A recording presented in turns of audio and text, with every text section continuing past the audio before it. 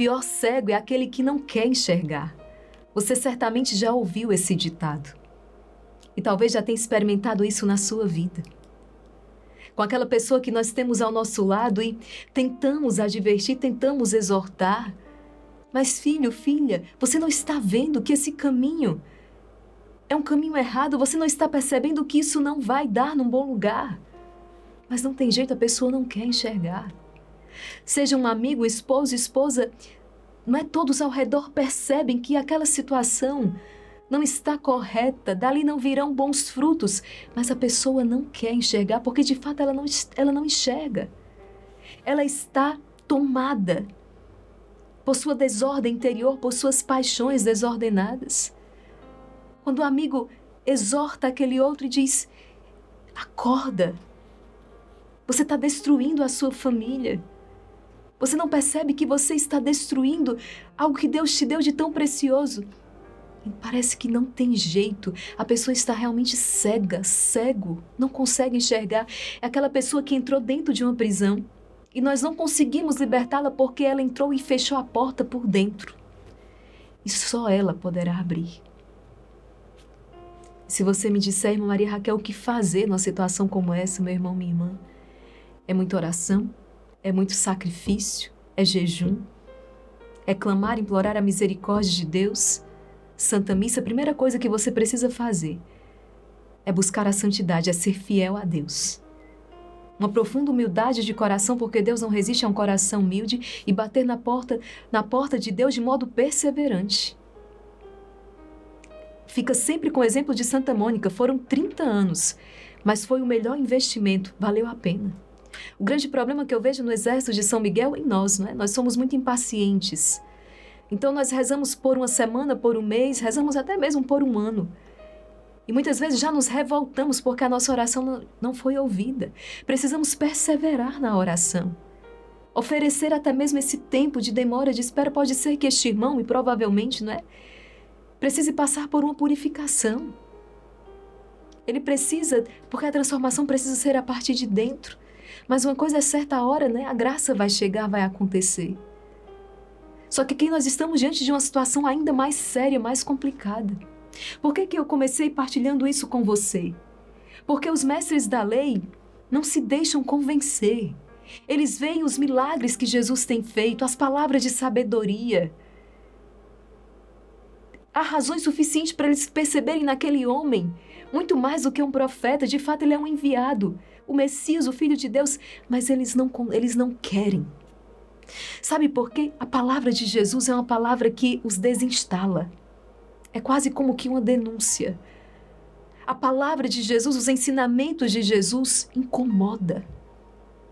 Porque aqueles homens estão numa vida de pecado. Estão muito atentos à aparência, mas o seu coração ainda não foi iluminado por Deus. Permanece na escuridão. Então a presença, a palavra de Jesus incomoda. E ao invés de se deixar convencer pelo Espírito Santo, então acusam Jesus. Acusam Jesus de estar realizando aqueles prodígios, aqueles milagres, por meio de Satanás, operando milagres pelo poder de Satanás. E Jesus fala, como? Jesus está expulsando demônios. Veja, quando o pecado nos domina, nós ficamos, além de cegos, ficamos emburrecidos. Como Jesus expulsa Satanás pelo dedo de Satanás? E Jesus vai explicar, gente, uma casa, isso não pode ser dessa forma. É razoável a argumentação de Jesus, é razoável, né? Mas não adianta, eles não querem enxergar, não é assim? Quando alguém está cego, dominado por uma paixão e você coloca, não adianta. Não há argumento, não há fato, não adianta. Nós tocamos a nossa impotência nessa hora, né? E aí é silenciar, calar e esperar em Deus. Mas aqui é grave, porque o Jesus vai nos colocar diante de um pecado que ele fala para o qual não existe perdão. Um pecado que não é perdoado nem nesta vida, nem na outra. Nem nesta terra, nem no céu. O pecado, é a blasfêmia contra o Espírito Santo. Isso é muito sério. Os primeiros autores cristãos, né, tinham interpretações diferentes a respeito, né, dessa passagem. Uns acreditavam que a blasfêmia contra o Espírito Santo, eu vou explicar porque eu sei que muitos trazem algumas dúvidas sobre isso, né? Inclusive tem medo. Será que eu já pequei contra o Espírito Santo? Então veja, para alguns, os primeiros autores cristãos, para alguns deles, interpretavam do seguinte modo: a blasfêmia contra o Espírito Santo era a blasfêmia contra a divindade. Era diferente da blasfêmia contra a humanidade de Cristo, né? Quando diziam, por exemplo, que ele era comilão, beberrão, que comia, sentava-se à mesa com os publicanos, com os pecadores. Isso era algo contra a humanidade de Cristo, né? O homem, Jesus. Então esse pecado era perdoável. Mas quando a blasfêmia era contra a divindade, como neste caso, aquilo que Jesus está realizando enquanto Deus é com o poder de Deus e eles estão atribuindo a Satanás, este é uma blasfêmia contra o Espírito Santo. Mas alguns outros autores, como Santo Agostinho, depois também São Tomás de Aquino, né, vão aprofundar isso aqui e vão esclarecer que essa blasfêmia contra o Espírito Santo não se trata de ofender o Espírito Santo com palavras, mas a blasfêmia contra o Espírito Santo se trata em recusar a salvação que Deus nos trouxe. É realmente um endurecimento do coração. E com base em São Tomás de Aquino, a Igreja nos apresenta então 6 espécies de pecado contra o Espírito Santo. O primeiro deles, há o desespero, o desesperar-se da salvação. Muito provavelmente o pecado de Judas. Acreditar que o seu pecado é maior que a misericórdia de Deus. Às vezes nós sofremos essa tentação. Não há perdão para mim, o que eu fiz não tem perdão, o que eu fiz foi terrível, e aquela culpa vai esmagando. Satanás quer que você acredite nisso. Eu sei que alguns atos que nós cometemos, realmente eles não têm volta no sentido do efeito que eles provocaram. Como, por exemplo, alguém que assassina outra pessoa. O ato está consumado. Mas não é verdade que aquela pessoa não possa reparar o seu ato. Ela pode reparar. Arrependendo-se sinceramente, verdadeiramente, Deus não resiste a um coração humilde. Davi matou Urias. Davi adulterou e Davi assassinou. Mas é ele que depois vai rezar, né? Vai escrever, compor, se atribui a ele vai rezar os miserere, o Salmo 50, que nós rezamos outro dia aqui: Senhor, tende piedade de mim. Misericórdia, na imensidão de vosso amor purificai-me, com o coração contrito e humilhado na presença de Deus, e reparar a falta. Quantas pessoas que, por exemplo, chegaram a tirar um bebê do seu ventre, né? Chegaram a cometer esse ato terrível contra a vida e depois abraçam um apostolado pró-vida, né? Abraçam um apostolado ajudando outras mulheres que enfrentam esse drama, que enfrentam essa situação, a levar essa gravidez até o fim, reparando aquele ato que cometeram. Então é possível reparar. Eu quero falar com você, talvez, que carrega esta marca. Não existe esse pecado, né? Essa falta que você cometeu que não tenha reparação. Se o seu coração se inclina na presença de Deus, contrito e humilhado, então o primeiro pecado contra o Espírito Santo é o desesperar-se da sua salvação, acreditando que o seu pecado é maior que a misericórdia de Deus. Segundo pecado contra o Espírito Santo, aí é o oposto, não é? É a presunção de salvar-se sem merecimento algum.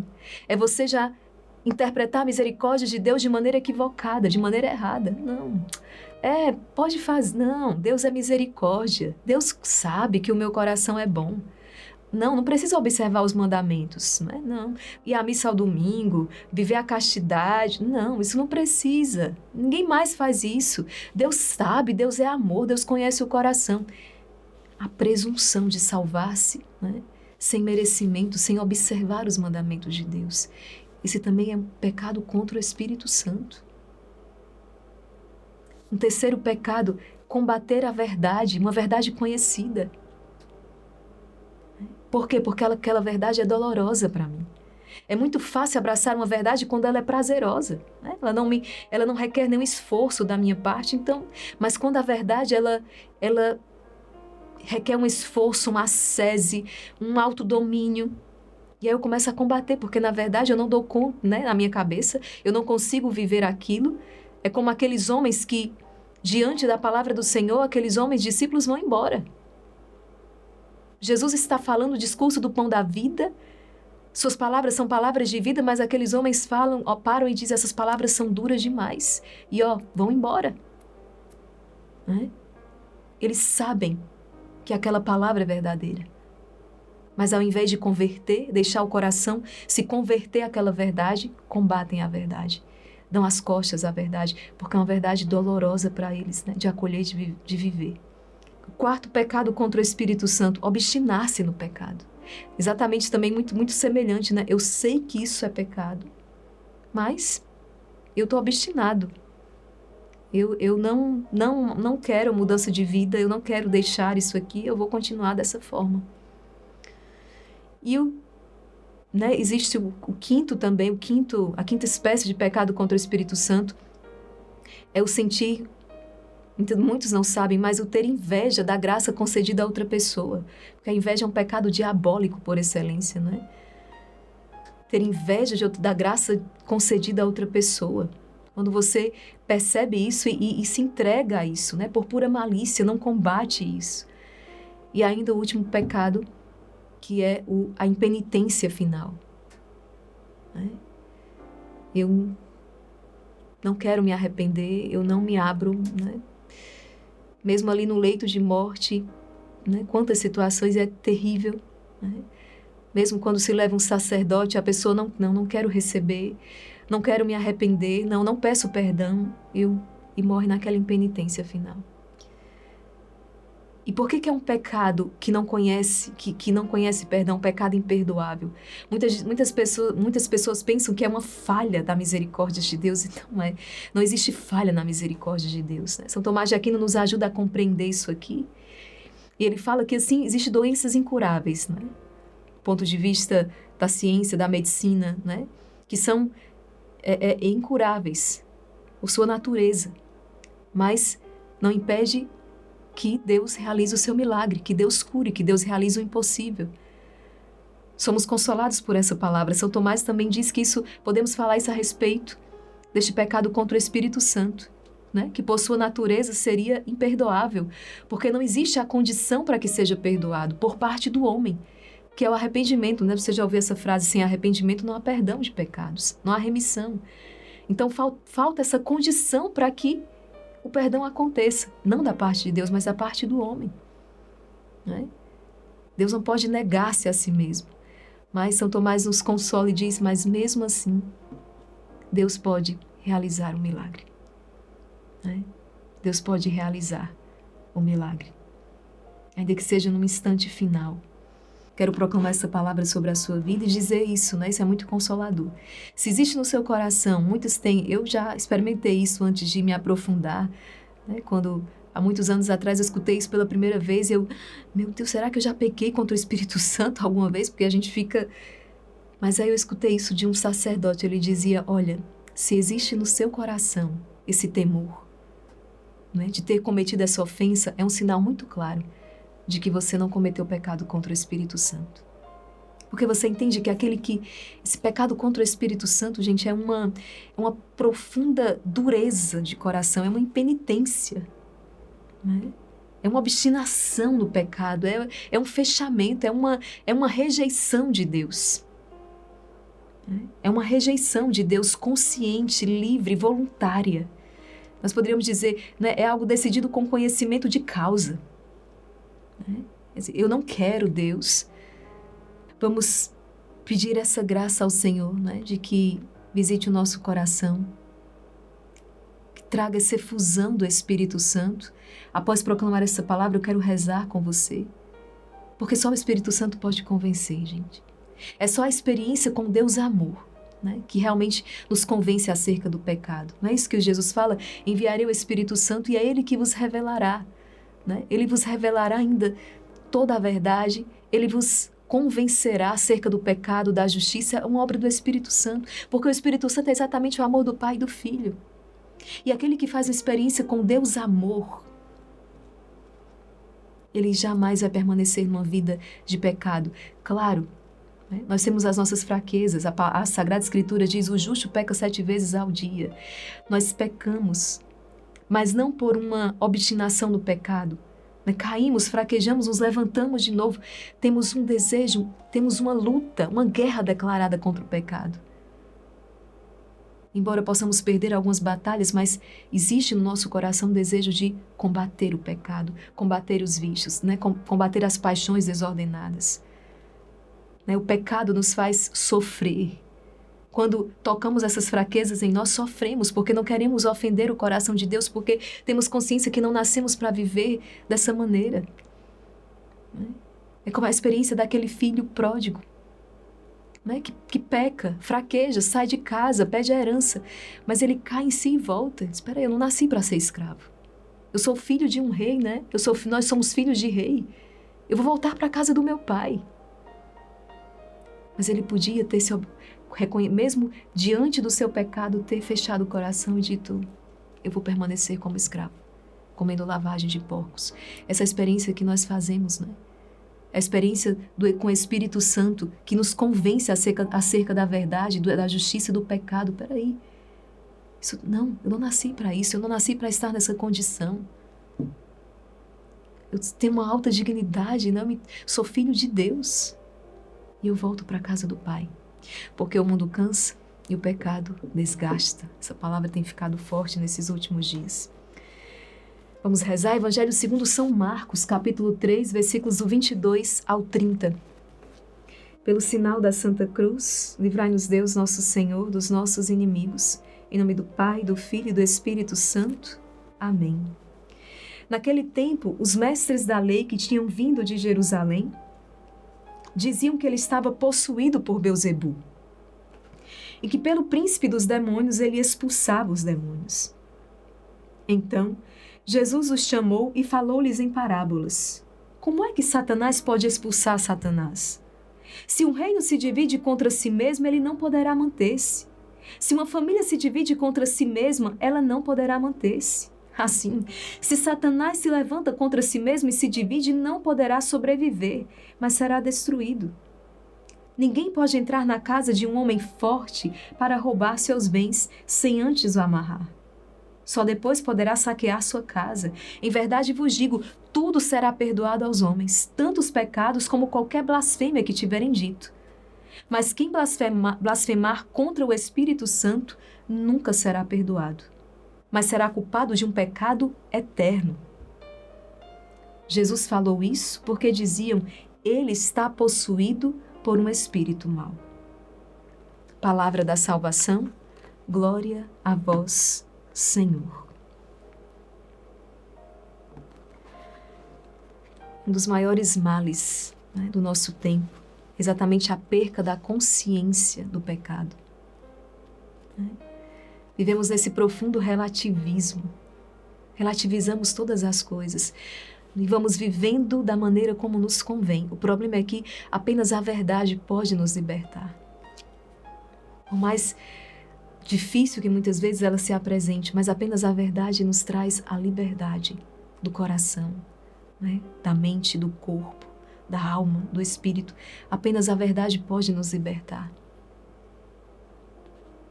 Não construamos a nossa casa, não construamos as nossas famílias, não construamos os nossos projetos, os nossos relacionamentos em cima dessa areia movediça, em cima desse lamaçal. Nós vamos bebendo dessas fontes contaminadas e não nos damos conta. Nós vamos bebendo, a conta-gotas. Quando não é uma enxurrada, é a conta-gotas ao longo de uma deformação que começa tantas vezes, seja através nas escolas, seja até mesmo no seio da nossa família, que infelizmente não tinha um preparo, não nos catequizou, a nossa igreja doméstica. Enfim, e vamos crescendo, recebendo essa enxurrada de falsas doutrinas, falsos ensinamentos. Mas a palavra tem muita força. Como diz Santa Teresa de Jesus, a palavra, a verdade, ela padece, mas ela não perece. Você sabe muito bem que quando tem exatamente esses homens tentaram matar a verdade, porque qual a saída que eles encontraram? Vamos matar a verdade. É exatamente a saída que o homem de hoje encontra. Quando confrontado pela verdade, não quer mudar de vida. Matemos a verdade. A verdade que tem um nome, um rosto, é uma pessoa, Jesus de Nazaré, quando mataram a verdade. Não é? A morte que foi vencida. Porque a verdade é imortal. Ela ressuscita com mais força, gloriosa. Isso consola muito, não é? O meu e o seu coração. A verdade padece, mas ela não perece. A verdade é eterna. A mentira, ela tem os dias contados. Uma hora, ela será desmascarada. Feliz aquele homem, aquela mulher, aquele pai, mãe, filho, filha, que construiu a sua casa sobre a rocha, sobre a verdade. Os ventos baterão, a tempestade, as enchentes, as inundações, as tsunamis, as pestes, mas a sua casa permanecerá de pé. Por isso, Senhor, envia sobre nós o Teu Espírito Santo. Senhor, batiza-nos com o Teu Espírito Santo. Senhor, dai-me um amor, a verdade revelada. Não me basta crer na Tua existência, mas dá-me a graça de viver os Teus mandamentos. Dá-me a graça de viver a Tua palavra. Senhor, envia-me o Teu Espírito Santo para que Ele me convença. Dá-me a graça de ver uma experiência contigo, Deus amor. Dá-me um coração profundamente sensível à Tua voz, à Tua palavra. Que eu não só abandone o pecado, mas dá-me um desejo de reparar o Teu coração tão ultrajado, tão ferido, tão machucado pelos homens. Perdoa-me a mim, os meus inúmeros pecados. Não sou melhor do que os meus irmãos. E dá-me a graça de uma vida reta, uma vida na vossa presença, e essa mesma graça eu peço, né, para todos que agora estão rezando conosco. Essa mesma graça eu peço para todos aqueles por quem agora nós estamos intercedendo. Senhor, Tu podes tudo. Concede a este homem, a esta mulher, a graça de abrir esta prisão por dentro. Tu podes atravessar paredes, né? Tu podes atravessar portas, Tu podes. Senhor, entra nesta prisão e auxilia este homem, esta mulher, este filho, esta filha a abrir esta porta por dentro, para que ele possa experimentar a liberdade, a verdadeira liberdade dos filhos de Deus. Senhor, liberta-o de toda escravidão, do sexo, do dinheiro, do poder. Liberta-o de toda escravidão. Nós Te pedimos, toda a escravidão das drogas. Liberta-o, Senhor, de todo o pecado, de todo o vício, pelo poder do Teu Espírito Santo de Deus. Nós estamos reunidos aqui, um grande exército em ordem de batalha, e nós Te pedimos por intercessão da Virgem Maria, a nossa Mãe. Maria passa à frente e pisa a cabeça da serpente. Liberta, Mãe, de toda cegueira. Traz esse filho amado, essa filha amada de volta para a sua casa. Traz esse esposo, essa esposa que abandonou a sua família, traz-o de volta agora para o seio da sua família. Mãe, nós Te confiamos as nossas intenções, as nossas causas. Vós sois a onipotência suplicante, e também vós tudo podeis alcançar do coração do Teu Filho. Por isso nós rezamos com muita fé. Ave Maria, cheia de graça, o Senhor é convosco. Bendita sois vós entre as mulheres, bendito é o fruto do vosso ventre, Jesus. Santa Maria, Mãe de Deus, rogai por nós, pecadores, agora e na hora de nossa morte. Amém. Em nome do Pai, do Filho e do Espírito Santo. Amém. Meu irmão, minha irmã, foi muito bom estarmos juntos. Compartilhe esta palavra. Deus quer trazer a cura, a libertação a muitos corações. Deus quer fazer essas escamas caírem dos olhos de muitos, como hoje cai dos meus olhos, cai dos seus olhos. Essas escamas que tantas vezes nos cegam. Precisamos desse colírio do Espírito Santo todos os dias. Não é trabalho de um dia, não, gente. É trabalho de todos os dias. Porque muitos começam bem, mas não terminam bem. Porque param de cuidar do edifício espiritual, param de cuidar da sua vida espiritual e por isso caem na ruína. Porque uma casa, isso é bíblico. Aquele demônio foi expulso, mas se essa casa não fica cheia do Espírito Santo, se você não nutre uma vida de oração, intimidade com Deus, aquele demônio que saiu vai em busca de outros, né? E volta. Né? 7 outros demônios, 7 vezes pior do que aquela primeira condição. E a ruína daquela casa é total. Por isso, iniciamos uma vida de oração. Não é um trabalho de um dia. Você não come, bebe e dorme um dia apenas. Mas é um trabalho de todos os dias. É o cuidado com o seu corpo. Muito mais cuidado requer a sua alma. Muito mais cuidado requer a sua vida espiritual. Por isso, todos os dias, você volta aqui para meditar a palavra de Deus. E você perceberá um verdadeiro fortalecimento espiritual, um crescimento na fé. Deus abençoe você e até o nosso próximo encontro, se Deus quiser.